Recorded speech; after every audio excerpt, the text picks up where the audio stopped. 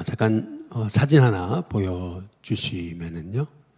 예, 아마 잘 보이지 않으실 텐데 이 사진은 1977년에 미국에서 태양계를 조사하기 위해서 우주 탐사선 보이저호라고 하는 우주 탐사선을 우주에 띄어서 수성, 금성을 탐사하기 위해 그곳의 모든 표면 이런 것들에 대한 정보를 알기 위해서 보이저호를 띄었을 때 찍었던 사진입니다. 당시까지만 해도 수성에는 사람이 살 수 없지만 금성에는 사람이 살 수 있을 거다라고 여겨지던 때였습니다. 금성이 꼭 플로리다 정도보다 조금 더 더운 곳일 것이다, 이제 이렇게 생각을 하고 많은 천문학자들이 그렇게 주장을 했던 때였는데, 당시 천문학자 칼 세이건이라고 하는 사람은 아니, 금성에는 사람이 살 수 없다, 200도 내지는 260도 정도 될 것이다, 이제 이렇게 주장을 했었거든요. 근데 터무니없는 소리다, 이제 이렇게 비판받던 때에 이제 보이저호를 쏘아 올려서 실제로 금성을 이제 탐사해 보니까 이 칼 세이건의 말이 맞았던 거죠. 많은 사람들이 지구에서 살 수 없다면, 이제 빼셔도 돼요. 지구에서 살 수 없다면은 만약에 이제 금성에 가서 살 수 있으리라라고 하는 그러한 동경을 가지고 있었는데, 이제 그게 인간의 그냥 동경에 그치는 사고였음을 이제 이런 탐사를 통해서 알게 이제 됐던 거죠. 소위 우리가 옛날에 얘기했던 화성에서 온 남자, 금성에서 온 여자, 이런 얘기는 불가능한 얘기다. 현실적으로 봤을 때 이러한 얘기입니다. 이제 보이저호를 띄운 이유는 태양계를 조사하기 위해서 이렇게 우주에다가 탐사선을 띄운 거였는데, 지구로부터 한 60억 킬로미터 떨어진 곳을 지나던 상황 속에서 이제 칼 세이건은 한 가지 제안을 하게 되는 겁니다. 이제 카메라 방향이 태양계 쪽으로 향하게 있었는데, 당시로서는 이제 이거를 돌려가지고 그래서 지구 쪽으로 한번 사진을 찍었으면 좋겠다, 이제 이런 생각을 가지고 이제 지구 쪽으로 이제 이 카메라의 방향을 이제 바꿨던 건데요. 당시로서는 굉장한 모험이었습니다. 태양계를 찍으려고 보냈던 그 카메라를 돌릴 경우 만약에 엄청난 천문학적인 돈을 들여가지고 그래서 그거를 띄웠는데 만약에 고장이라도 나면은 그럼 엄청난 그러한 손해를 볼 거다라는 것 때문에 쉽게 그 주장은 받아들여지지 않았던 때였는데, 그래도 결국에는 그 주장이 받아들여져 가지고 지구에서부터 60억 킬로미터 떨어진 그 지점에서 카메라를 돌려가지고 지구를 찍었던 거예요. 그때 지구의 모습이 아까 보셨던 그런 사진인 거죠. 그냥 우주에 떠 있는 점 하나, 그게 이제 지구다라고 하는 그러한 얘기입니다. 정말 볼랑말랑한 그 점 하나. 그래서 이거를 창백한 아주 푸른 점 하나에 불과한 지구, 이제 이것이 당시에 회자되었던 그런 얘기였던 것이죠. 여러분은 이 사진을 보시면서 무슨 생각을 이제 하셨습니까? 저는 그런 생각을 해봤습니다. 우주에서 보셨을 때 하나님이 정말 점 하나보다도 보일랑말랑한 그 점 하나 같은 그 지구에 80억 사는 이 인구 중에 바로 한 사람인 나를 사랑하셨다. 근데 이것이 얼마나 놀라운 그런 사건인가 뿐만 아니라, 날 사랑하셔서 이 우주를 만드신 하나님이 날 위해 죽으셨다. 이것이 얼마나 놀라운 그러한 사건이고 축복이고 은혜고 감격적인 일인가라고 하는 그러한 얘기인 거죠. 옛날 로마 시대 때 노예들, 흑인 노예들이 있잖아요. 그런 노예들을 위해서 로마 황제가 그 노예를 사고 뿐만 아니라 그 노예를 살리기 위해서 자기가 죽는 그러한 일, 있을 수 없는 일이거든요. 이거는 불가능한 일이에요. 그런 일은 없어요. 그런데 그럼에도 불구하고 아프리카에서 붙잡아가지고 끌고 온 그 노예 한 사람을 위해 로마 황제가 그를 살려고 자기가 죽는 그러한 엄청난 당시로서는 불가능하게 보였던 그 일이 그 일보다 수백, 수천, 수억만 배로 놀라운 그 사랑을 우리가 하나님께로부터 받았다라고 하는 거죠. 우리가 우리의 시선으로 하나님의 사랑을 우리가 판단하고 생각해서 그렇지 하나님의 시선으로 우리를 사랑하신 그 큰 사랑과 은혜를 생각한다면 여러분 이 사랑은 정말 기적적인 그런 사랑이다라고 하는 것을 우리가 알게 되는 겁니다. 온몸의 전율이 일어나고도 부족한 그런 놀라운 사랑이다라고 하는 거죠. 그 우리 예수님께서 15장 한번 9절에 보시면은 이렇게 말씀하시는 겁니다. 아버지께서 나를 사랑하신 것 같이 이 온 우주 만물을 창조하신 하나님 아버지께서 예수님을 사랑하신 것처럼 나도 너희를 사랑하였으니 나의 사랑 안에 거하라 이렇게 말씀하십니다.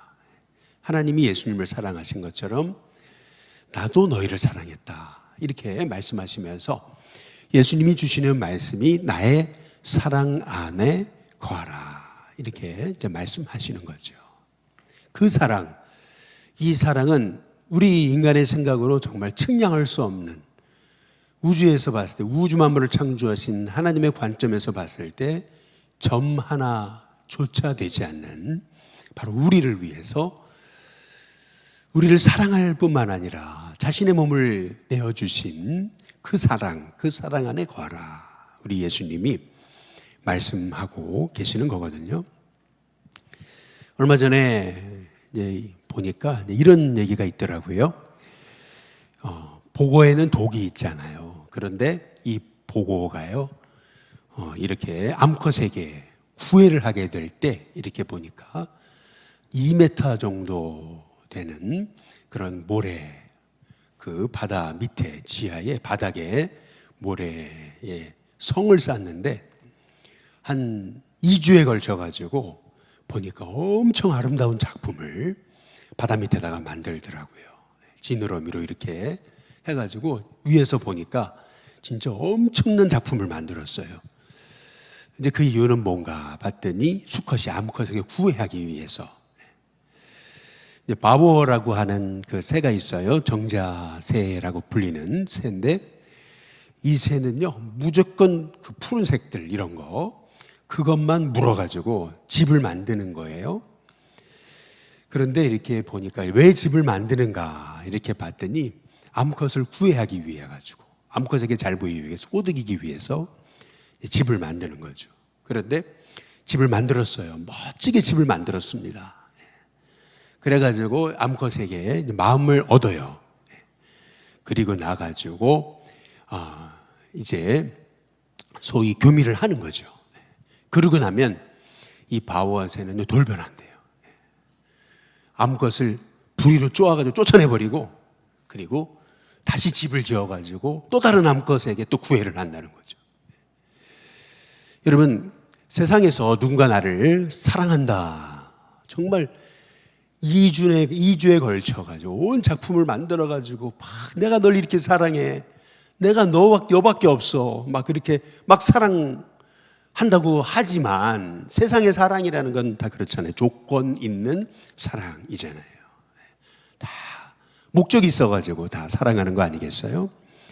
그런데 오늘 여기 13절에 보시니까 예수님이 우리에게 보여주신 사랑이란 어떤 사랑이냐면 13절 우리 같이 한번 읽어보겠습니다. 13절입니다. 시작. 사람이 친구를 위하여 자기 목숨을 버리면 이보다 더 큰 사랑이 없나니. 친구가 이 친구를 위해서 목숨을 버릴 정도로. 근데 이거보다 더 큰 사랑은 없다. 우리 예수님 말씀하시잖아요.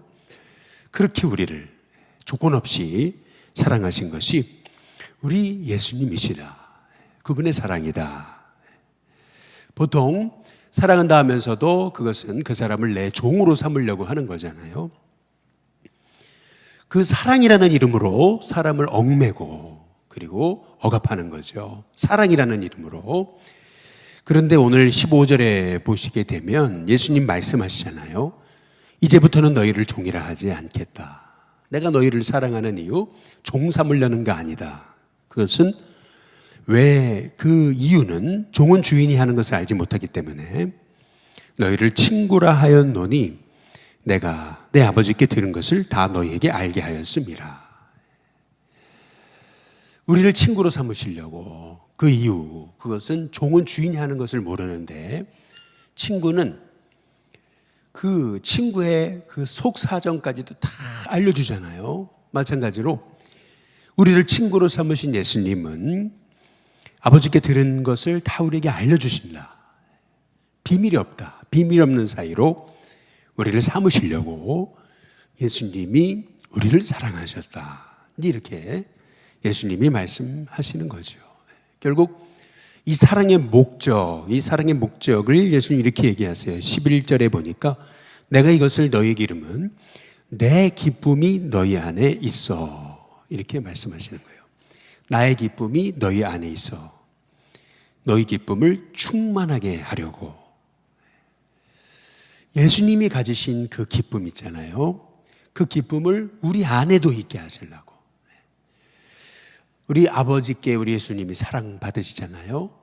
그 사랑받는 기쁨이잖아요. 그 엄청난 기쁨. 사랑받는다는 것보다 더 큰 기쁨이 있습니까? 근데 그 큰 기쁨을 우리에게도 안겨주시려고 우리 예수님이 우리를 택하셨고 우리를 사랑하셨고 우리를 이용하기 위해서가 아니고 종 삼으시려고 하는 게 아니고 친구로 삼으셔서 그래서 모든 아버지께 들은 비밀을 우리에게 알려주시려고 우리를 택해 주셨다. 이것이 주님이 우리에게 보여주신 사랑인데 우리 예수님은 그 사랑 안에 거해라 라고 말씀하고 계시는 거죠. 더욱 놀라운 것은 오늘 16절에 보면 너희가 나를 택한 게 아니라 내가 너희를 택하여서 세웠다 이렇게 말씀하고 계시잖아요. 우리가 보통 그렇게 얘기해요. 내가 예수님을 믿었다. 내가 믿었다. 예. 우리가 사도신경에서도 우리가 전능하신 하나님을 믿사오며 그 외아들 우리 주 예수 그리스도를 믿사오니 그 주어는 뭐냐면 우리거든요. 우리가 믿었다. 내가 믿었다. 이제 이렇게 이제 우리가 생각하지만은 그러나 우리의 믿음 이전에 하나님의 택하심과 은혜가 있었다라고 하는 거죠. 너희가 그 은혜를 인해서 믿음으로 말미암아 구원을 받았나니 이것이 너희에게서 난 것이 아니고 하나님의 선물이다. 그러니까 내가 믿은 것 같지만 그 이전에 하나님 은혜가 있었다라고 말씀하시는 거죠.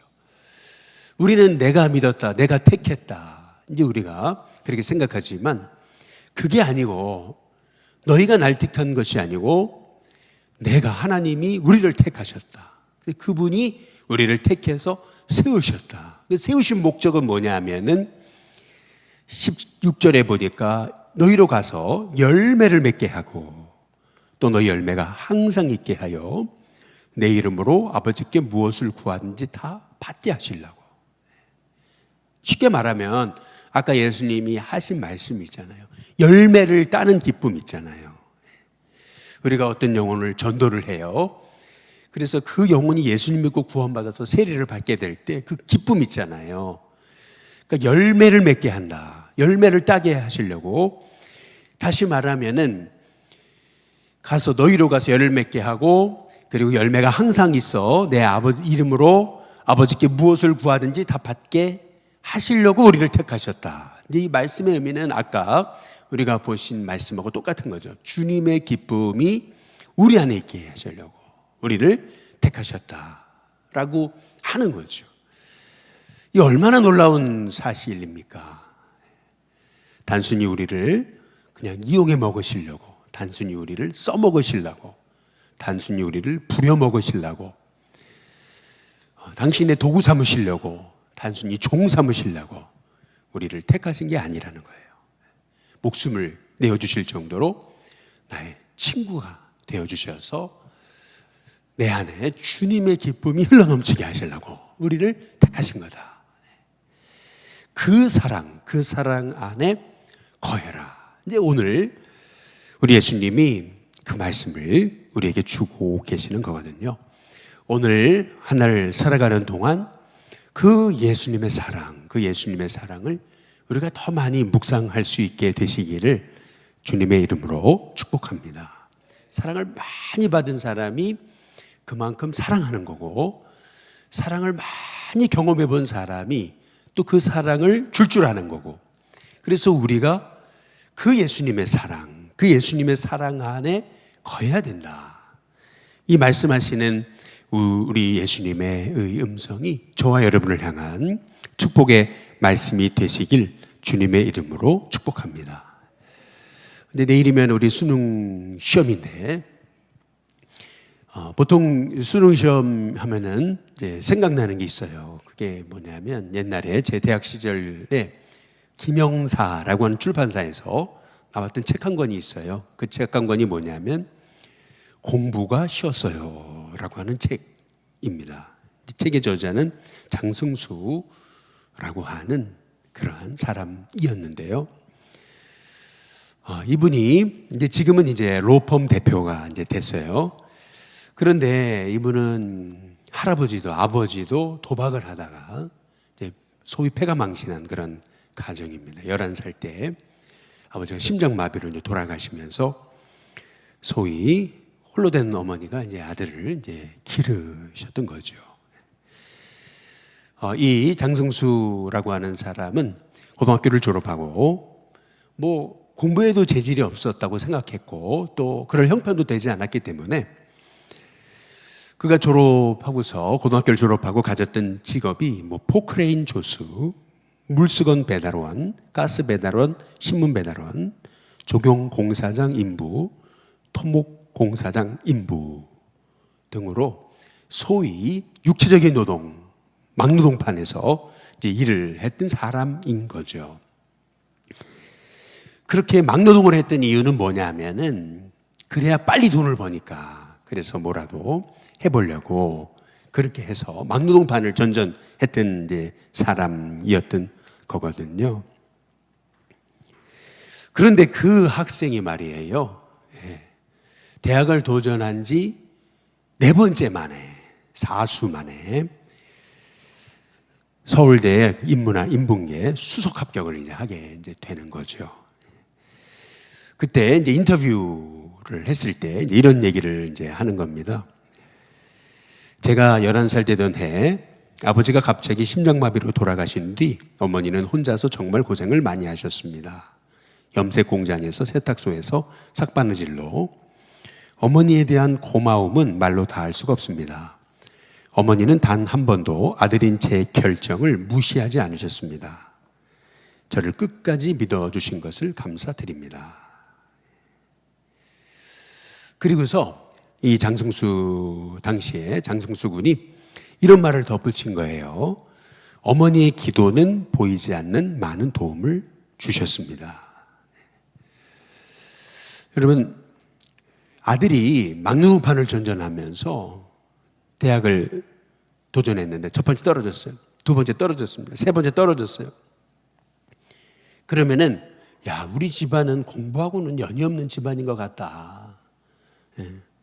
이렇게도 한 번쯤 얘기할 법도 한데, 우리 집안 팔자에는 복이 없으니, 공부에 복이 없으니 그만 포기하는 건 어떻겠니? 라고 할 법도 한데, 어머니는 한결같이 아들을 위해 기도하셨다라고 하는 얘기입니다. 그래서 4번째 만에 그는 서울대 수석 합격을 하게 이제 되었던 거죠. 여러분, 결국 한 사람을 세워가는 힘, 한 사람을 세워가는 능력, 그것은 어떤 지식이나 지혜에 있지 않다라는 것입니다. 어떤 지식이나 능력이 있지 않다라고 하는 겁니다. 참된 지혜와 참된 지식은 사랑에서 나는 것이다 라고 하는 것을 우리가 이제 보게 되는 거죠. 그래서 우리 예수님께서 이렇게 말씀하시는 거예요. 우리 12절 같이 한번 읽어보겠습니다. 같이 읽습니다. 시작. 내 계명은 곧 내가 너희를 사랑한 것 같이 너희도 서로 사랑하라 하는 이것이라. 주님의 계명은 다른 것이 아니라는 거예요. 내가 너희를 사랑한 것처럼 이렇게 너희도 서로 사랑하는 것이다. 이것이 우리 예수님이 우리에게 원하시는 거. 그래서 예수님이 우리에게 나의 사랑 안에 거해라 라고 이렇게 말씀하고 계시거든요. 삭바느질을 하면서 세탁소를 전전하시고 그렇게 염색 공장을 전전하셨던 홀어머니, 그 홀어머니의 변치 않는 사랑 있잖아요. 그래, 너는 해낼 거다. 너를 믿는다. 잘하고 있단다. 한 번도 아니고 두 번도 아니고 세 번도 아니고 네 번이나, 아니 4번 떨어졌어도 5번째 기다리셨을 거고 6번째 떨어졌어도 6번째 기다렸을 거예요.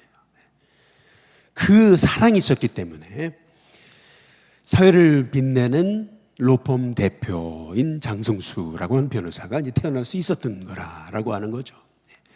오늘 저와 여러분의 인생 속에서도 이렇게 정말 아버지께서 나를 사랑하신 것처럼 나도 너희를 사랑하였으니 나의 사랑 안에 거해라 라고 하시는 이 오늘 말씀, 이 말씀을 저와 여러분이 붙잡고 오늘도 우리가 단순히 내 힘과 내 지식과 내 노력으로만 사는 것이 아니고 하나님의 사랑에 붙잡혀 살아가는 제 인생이 돼서 언제나 예수님이 나의 친구가 되시고 그리고 언제나 예수님이 내 인생의 동행자가 되셔서 내게 말씀하시고 또 그 말씀을 내가 매일 듣고 그래서 내 가슴 안에 나를 사랑하시는 그 예수님의 사랑의 기쁨, 그 기쁨, 아버지가 바로 하나님이 예수님을 사랑하셨던 그 기쁨, 사랑받으셨던 예수님의 기쁨, 그 기쁨이 나에게도 있어가지고 그래서 저와 여러분의 삶에 정말 주님 사랑받는 기쁨이 충만한 그 기쁨으로 또 다른 사람에게 그 기쁨을 선물로 줄 수 있는 저와 여러분이 다 될 수 있게 되시기를 주님의 이름으로 축복합니다.